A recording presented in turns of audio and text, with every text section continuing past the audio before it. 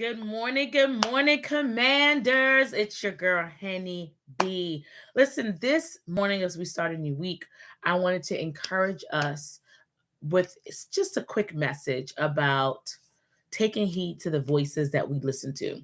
What's super important about this um, is the fact that because who we listen to, the voices that we hear the most are usually the voices that have the biggest impact on our actions. And if you are watching me, you are more than likely a high performer. You are somebody who has been called. You know that there's greater, and you know that there's more for you to do, there's more for you to accomplish. So the voices you listen to is extremely, extremely important. There was a message I heard years ago by Joyce Myers, and it changed the trajectory of my life because she talked about reading the Bible. Yeah, I'm going somewhere with this. So we know that when we read the word, it's living, it's breathing, right?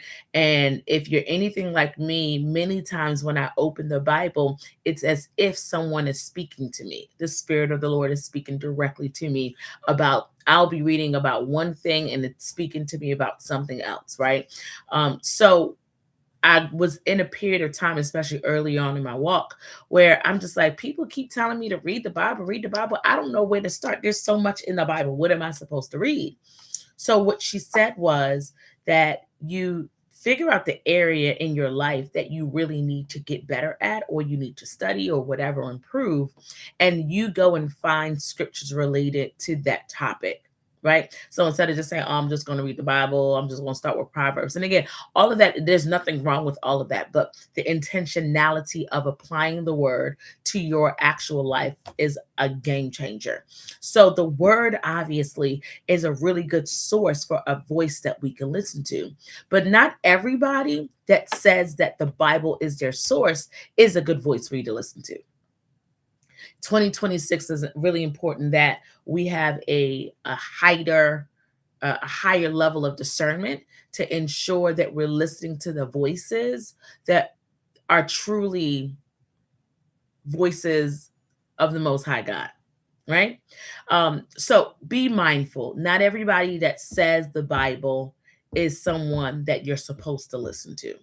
One of the things I like to do at the end of the year or early part of the year, even mid-year when I do my quarterly self-reflection and reviews, is to ask the Father, who are the voices that I'm supposed to listen to in this season? Right. So I have my pastors, I have my spiritual parents and my mentors, right? And those people, although they knew who they were to me, I knew who they were. I knew who I was to them, or what I felt like. I still wanted to make sure that I went back to the Father to ask, like, who is this person to me?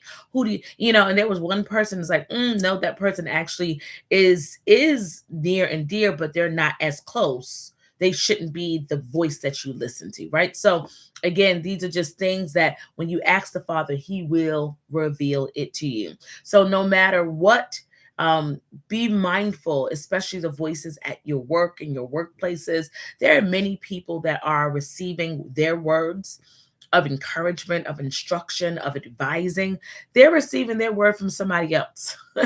They're receiving word from somebody else's, YouTube live.